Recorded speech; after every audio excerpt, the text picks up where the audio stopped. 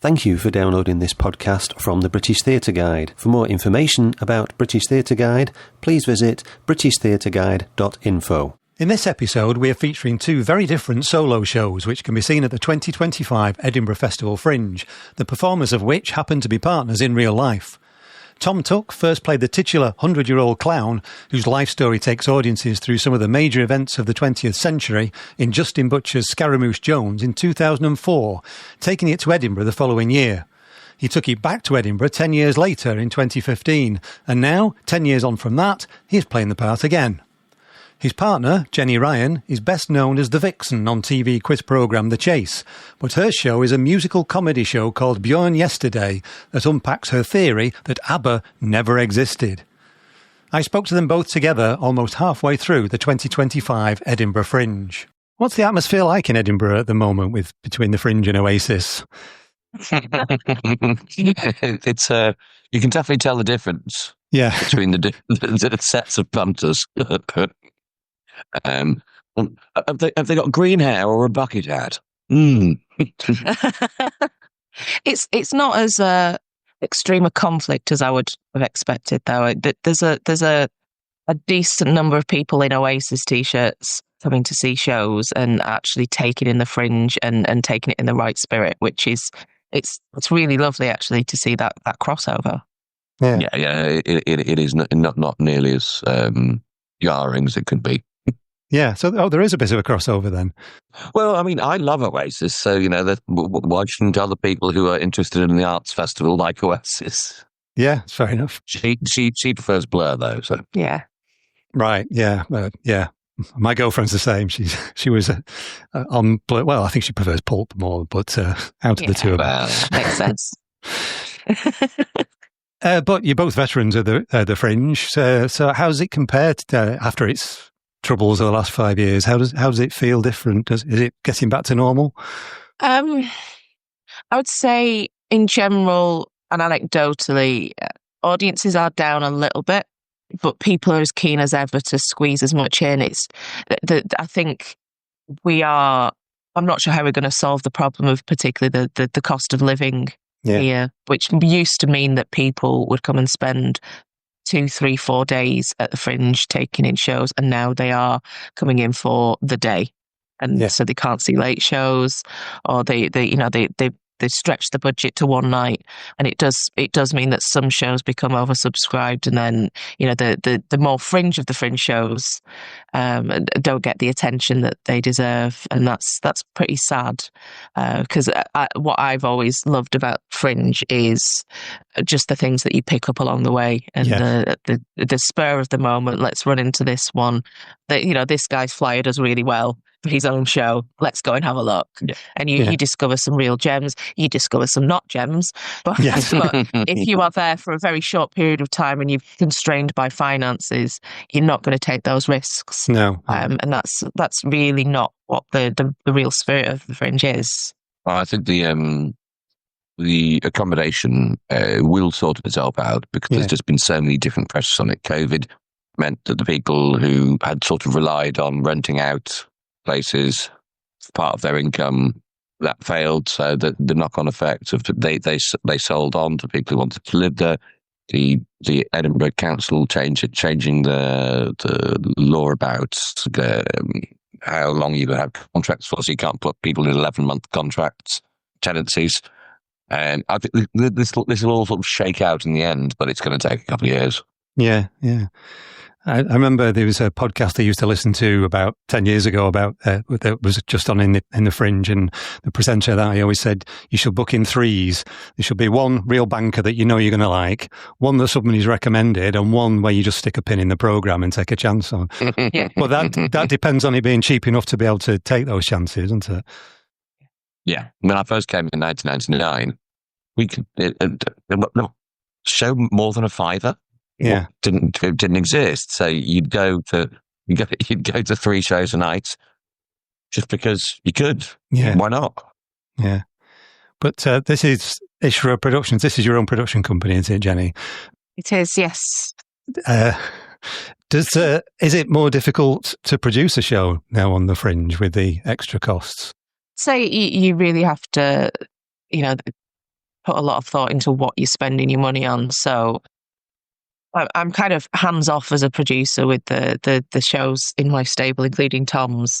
But one thing we did want to talk at some length about is how we were going to promote the show, and in terms of posters, with the Out of Hand have the exclusive rights to post the public the large form posters, so they're pretty expensive because they have a monopoly.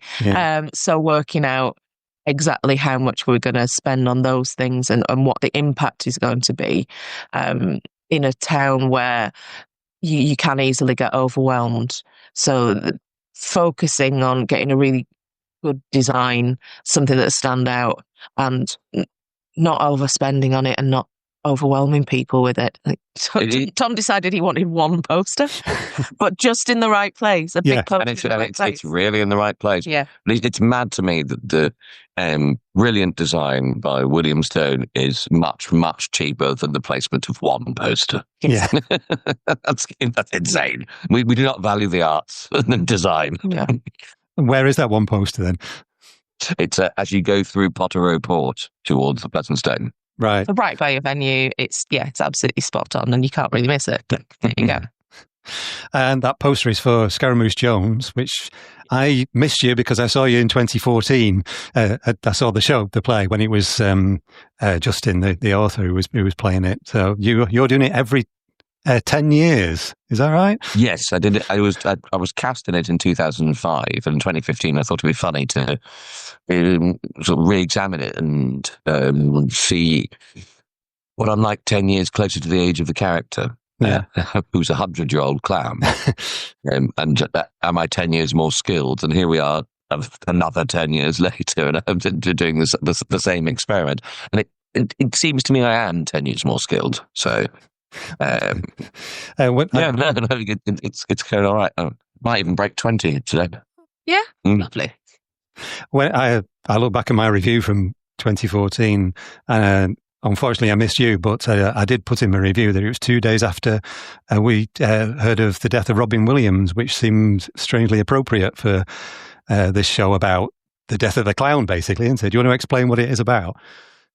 Yes, a 100-year-old clown walks off stage after his final performance into his dressing room and starts talking. Yeah, for 75 minutes. For 75 minutes, yes. Sometimes slightly quicker. It depends if AC Mess has been on the previous tonight, I think. It depends how many coffees you've had in the morning. Yeah. Mainline espresso. Well, what's he talking about? He's talked about, basically, he's covering the history of the 20th century, isn't he? So, yeah, the story of his life mirrors the first half of the 20th century, and it's about colonialism, it's about race, and it's about performance itself, I think. Yeah, and it covers very serious things like the World Wars and the Holocaust. So it's about a clown, but it's serious business, isn't it? What? Performer? Tragic performer. Yeah, but it is a serious piece about the clown. It covers some serious issues. Yes. And do you know the comedian Adam Larter? No. He came to see it. He runs Weirdos Comedy and does magic, manic, mad stuff of his own. And he came to see it, and he sent me a message while he was on the train back down to London. He said, "Well, I came in thinking it was going to be a lot more light-hearted than it was."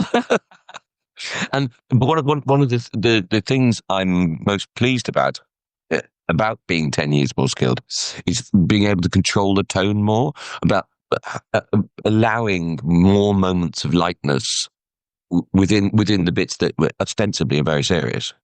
Yeah. It's something like that. It's like coming back to Hamlet in a way. It's that bigger character, isn't it? You can. It depends on your own life experience as well as your skill, I suppose, what you bring to it, does it? Yeah, I think so. And the more I think about it, the more there are parallels between myself and the character. Because I lived the first, 15 years of my life in loads and loads of different countries. None of them precisely the same countries although he does mention going to Egypt, so Yes. one of them, living in loads of different countries, I do have a certain facility for making children laugh. and I will be very annoyed if a juggler trespasses on my crossword. It's true. It's true. But yeah, you the reactions that you've had this year have been really touching, and I'm just thinking of the someone who'd actually even seen the previous production was in floods of tears at the end the other day. She said, I'm sorry, can I have a hug? And I wasn't affected by it like this last time, and I saw you do it 10 years ago. Right. And the idea is that I'm 10 years better. Yeah. Well, probably you and her are both changed in that time as well, haven't you? Yeah. But I assume you've seen the author Justin Butcher's version. How does your version differ, do you think? I am quicker. I don't use any projection, and there's not much audio either. It just relies on my performance. Yeah. It's very, lyrically dense as well. So I'm always impressed. I've heard it a few times now, and I'm particularly. The language in it is absolutely beautiful, and it's like you're chewing on it. You're tasting it and enjoying it every single time. But yes, it's a lot to gather through in just over an hour. It is, yeah. I mean, I wrote that in my review that there's a lot of words in there, and I probably missed some of the references. Yeah, there's another woman. Yes, I've had two women in complete floods of tears at the end, and one of them, she said, "I didn't understand all of it." Yeah. But she was thoroughly moved even then. I know actors are often insulted when people say, "I don't know how you remember it," because he seems to be focusing on the wrong thing. But with something like that, a lot of actors would be daunted. I mean, even like both of you, you've done solo shows before. It's quite daunting to be 75 minutes of a really dense script just on your own, isn't it? The first time I did it was actually November 2004. And I just auditioned for it, and I didn't get the part. The person who did get the part, the playwright Al Smith, quit after 3 days of rehearsal. So there's no way I can learn this. Right. So I got what was turned out to be the role of a lifetime because I was clearly second best in the audition process. Default. But it's the staying power that paid off. Well, I mean, I can. I do have that kind of brain that can not photographic, but absorbs. Yeah, the rhythm and the cadence. I know, but I'll know when I'm coming up to line. And I know this is the bottom of the page, so there's some. It's not quite photographic, but there's something like that. Yeah, so you can picture the lines on the page. Yeah. It makes me think of Jenny. You've obviously got a very good memory and a good retention. I mean, I've got a good memory for facts, and I've done sort of pub quizzes in the past, but my recall is far too slow to be able to do anything that you do. Does it compare what the two of you do? I'm not sure. I mean, this is one reason that I was first attracted to Tom was that he pretty much asked me a good quiz question out of the traps, and clearly had an interest in learning things and remembering things that are interesting. And I think I remember things better if I'm particularly interested in them. And I think that's why something like Scaramouche it's in you. You're really interested in that character and being your connections to him. Yeah. Well, that's how that I think it's almost easier to put something into yourself and then recall it if it's something that fascinates you. Well, there's a difference in the. You're right. Jenny's recall is astonishing. It's like that's what I can't do. I can't open whichever drawer it is and find the exact fact. But if it's what. Well, this is going to be pretentious. What E.M. Forster would call the atavistic worm. It's the thing. There's something that's dragging you through it. So I like it. If this leads onto this, leads onto this, leads onto this, leads onto this, I find that very easy. You pretentious. Nothing wrong with a bit of pretentiousness. I interviewed John Lloyd when he was doing a solo show in Edinburgh a couple of years ago, and he said that QI is his dream job because everything just fascinates him. Is that what appeals to you? Not everything appeals to me. I mean, I can't learn a fact about rugby union. It just doesn't go in. I can't do either rugby. No. Yeah. I like rugby league, but there you go. It's but being a curious person and being open to taking in information is really good. But you make a good point that it's the recall, and for me, from the quiz side of things, a lot of that is practice. And we practice all the time. We watch the quiz shows. I play in quiz leagues and things to keep that side of my brain quite sharp. But sort of learning a show, learning lines is quite a different thing, because for me there's a sense of location and place. So I can't actually really genuinely start to learn anything, whether it's the stuff I've written myself for my show this year, or if it's in panto, other people's lines, until I'm in the space and I'm in the theatre and I know, which direction I'm looking for this line, and how far I am from the front row, can I smell them, that kind of thing. Yeah, blocking really helps you learn lines, doesn't it? Yeah. Yeah, so you associate words with moves. Yeah, which you can't really do, on a quiz show. You can't start dancing to learn the periodic table. You do it under the table. Certain things I do count. There we go. I do count, the snooker ball order. I will count my fingers because I'd sing Snooker Loopy in my head. Right, which was from a stage show, from a musical by Mike Batt. Last night we were watching Quiz Night on BBC Two. I don't know if you finished in time for it. No, sadly not. We were up until all hours. ACMS doesn't finish if it ever possible. It finishes at 2:30. I mean, it hasn't finished at 2:30 no, yet. It didn't. 2:32 is the nearest we've got to. Right. But I mean, sometimes I think, I know the answer to this, and I'm saying to my girlfriend, I say, thingy that was in What's It? And sometimes she really knows what I'm talking about, because we've been together for 25 years. Teamwork. Teamwork, yeah. But it is that speed when you're on the chase. It's that speed. You've got to be able to do it quickly, haven't you? Yeah. I've almost in a way trained thinking for longer than a second out of myself, because to me, if I've not got the correct answer right away, and that's why you killed that guy. I need to know what the correct answer is, and then I store it for next time.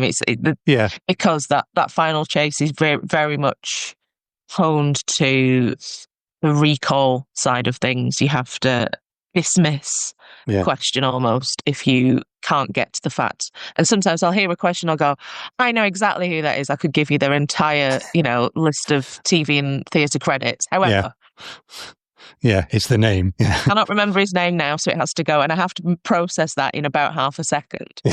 So do I put a guess in? Do I pass it? Are the team going to know it? You've got to assess all that at the same time. For me, it's people with quite ordinary names that I struggle with. If you've got an outlandish name, no problem whatsoever. Yes, but Paul Wilson, who's remembering him? No. Yeah, I suppose it's like script. I mean, if it, I've always found if it's something in verse, like Shakespeare, it's easier to write than something that's. There's internal rhythms to good writing, but even if it's not strictly in verse, I find Pinter very, very easy to learn. And Justin Butcher's script, it's much easier than stuff that isn't as good. I remember reading that in Joe Orton's diaries. I think it was it Ralph Richardson who said every writer has a rhythm, and once he gets the rhythm, he can get it. And he couldn't find the rhythm in Joe Orton at all. It was just alien to him. But Jenny, ABBA, where does this come from?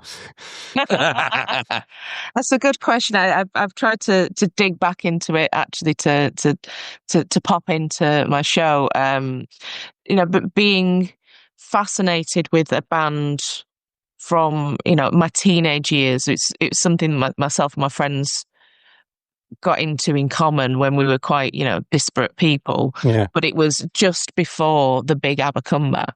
Right. So we liked them. Then suddenly the Mamma Mia universe expanded and everybody loves ABBA now. And they're a global property and they're a money-making machine. And, they create these amazing things. But the show Björn Yesterday started when I watched Mamma Mia 2 with a hangover. And I had the subtitles on because I had a hangover. Yeah. And then I started to really look at it and go, hang on, not all of this adds up. What does it mean? Yeah. Which universe are we living in? Who did write those songs? And this has been floating around in my head for quite a long time. And it felt like I needed to get it out of my system. So I thought I would write a stand-up hour about it. Yeah, because they were, even back in the 70s, they were popular, but they weren't fashionable. They were never really taken seriously. Cool. I don't know if you're old enough to remember Mike Sweeney on Piccadilly Radio. I know you're from up near me, but it used to have a jingle which went something like, the jingle said, will you play some ABBA? And he said, I'm not playing any ABBA. And he never played any ABBA because that was his attitude. But that was the attitude of a lot of people at that time, wasn't it?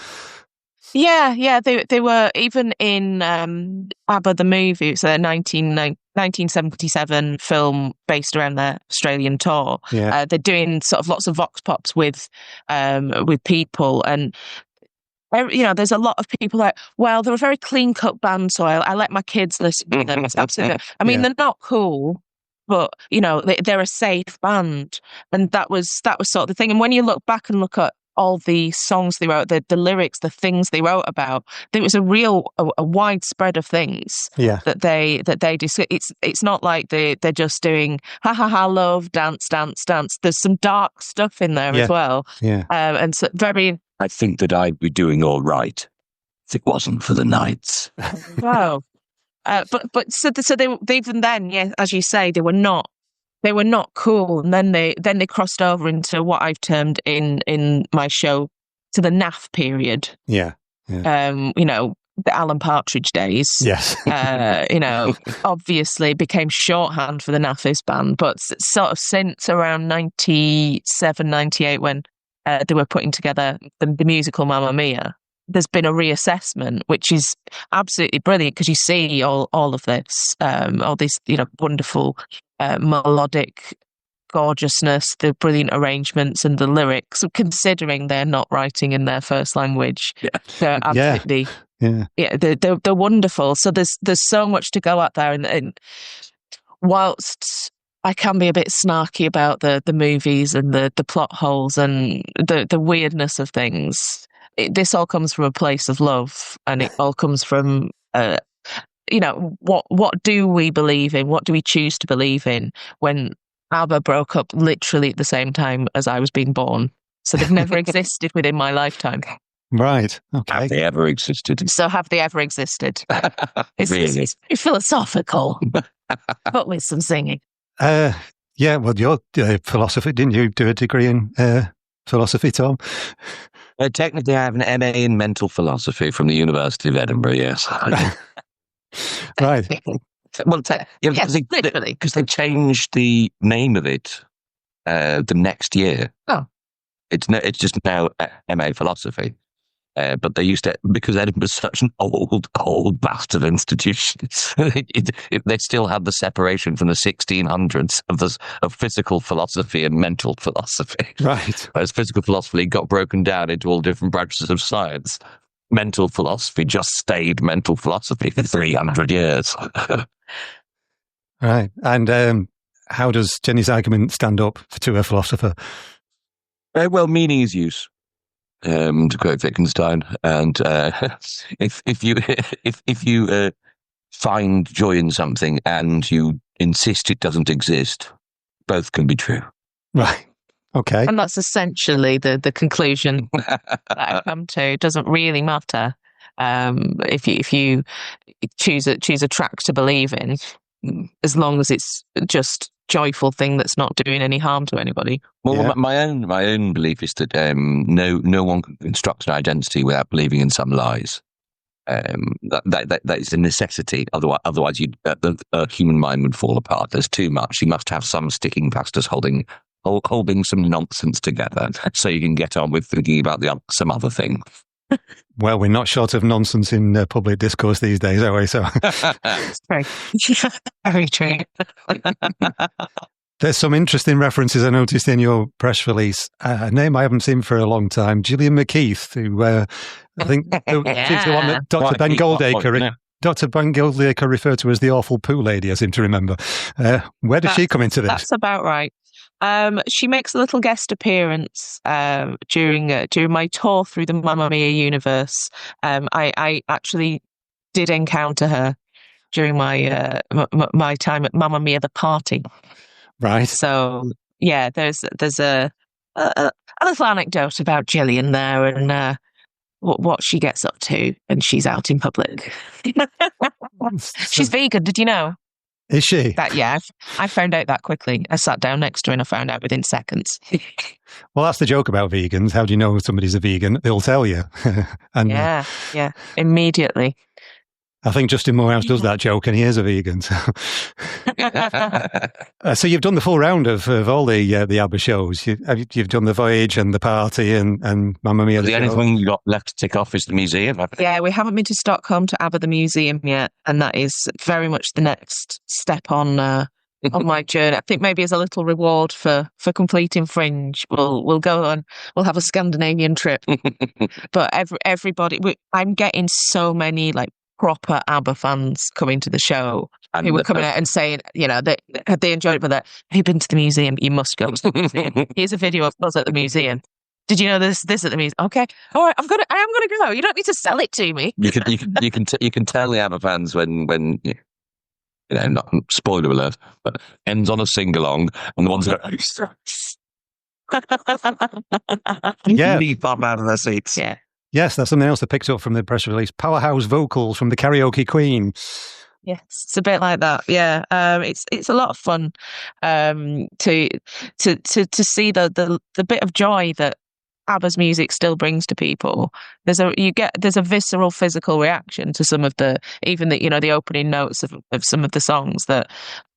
It's really what is better than making people happy. And if I can make people laugh and sing them a couple of numbers and we dance out of the room, then I feel like I'm contributing positively to the energy of the Fringe. It's not a tragic show. It's a happy show. So we've got contrasting. Yeah, you're coming out of your show crying. Yin and yang, yin and yang.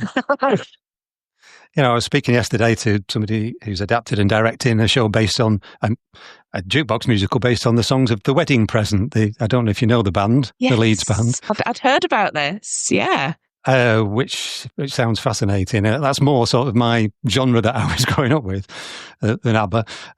But he said that fans came out of the a sort of sample with David Gedge from The Wedding Present and some of the songs crying from that.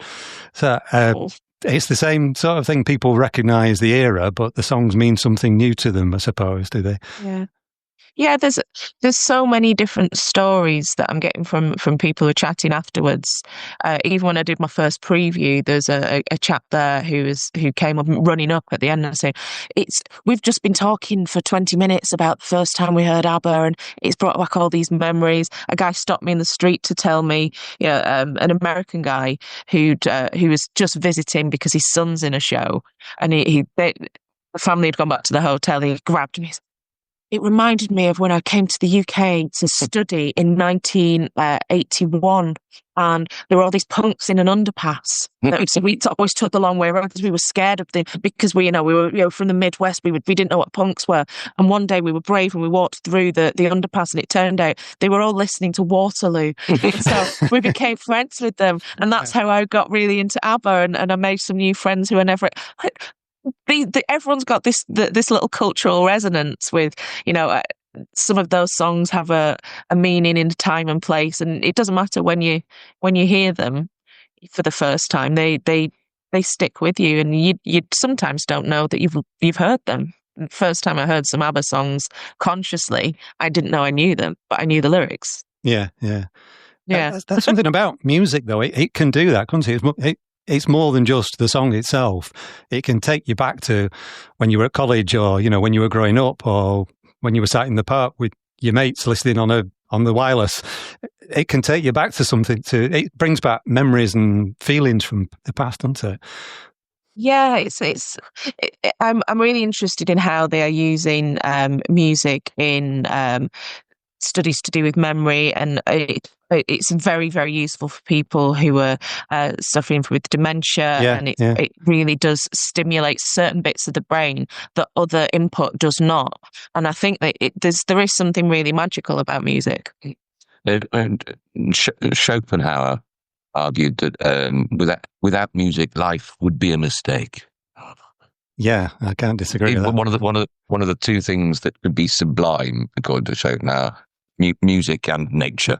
So, like a waterfall or Waterloo. Yes.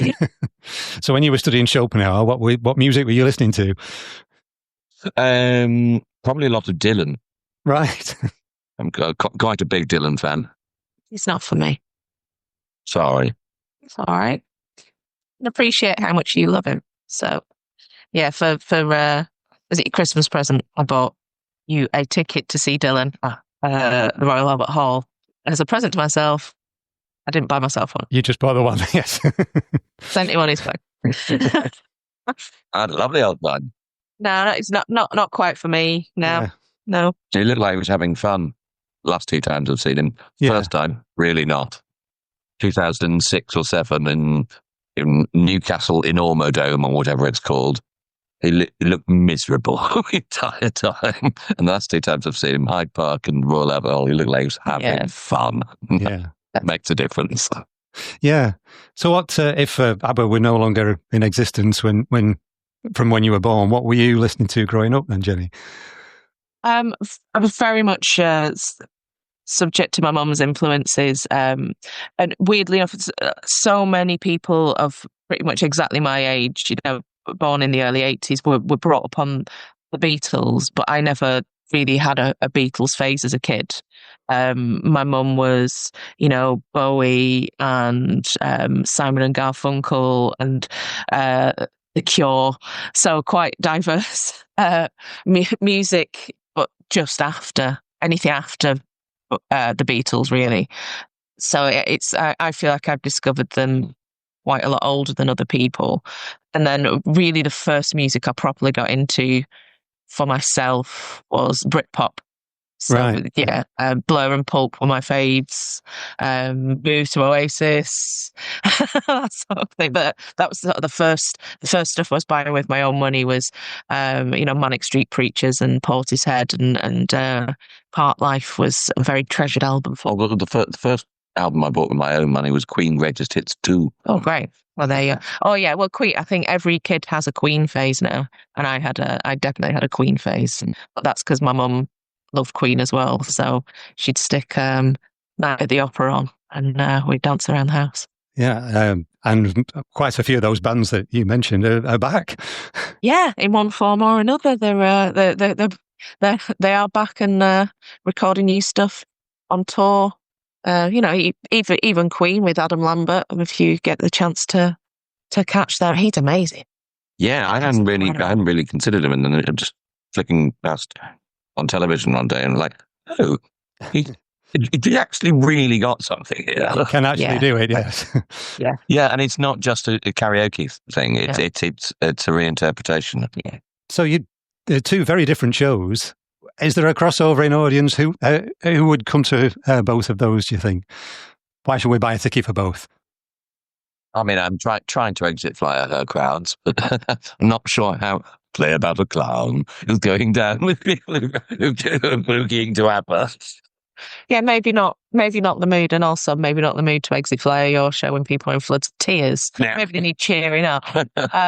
But there's certainly, I mean, like it's always been at the Fringe, there's something for everyone, and to challenge yourself by going from theatre to music to comedy is part of the joy of the experience. So I think the crossover has to be there.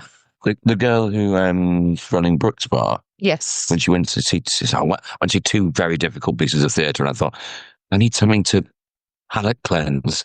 I know, Jenny's ABBA show. So actually, maybe it's perfect. Come see Scaramouche. Go see some other something else difficult, maybe some Albanian shouting, and then So we've got set yourself up for the evening. Serious and tragic play about comic performer, clown, and then a very stupid show about philosophy of existence. Perfect. And, battles in the Napoleonic Wars. That was Jenny Ryan, whose show Björn Yesterday runs every day at 5:30pm in the Cabaret Bar at Pleasance Courtyard from the 30th of July to the 17th of August, and Thom Tuck, who is appearing in Scaramouche Jones at Hoots at Potterow at 2:45pm from the 1st to the 25th of August 2025. For more information and tickets, see www.edfringe.com. You've been listening to a podcast from British Theatre Guide. For more information, please visit britishtheatreguide.info.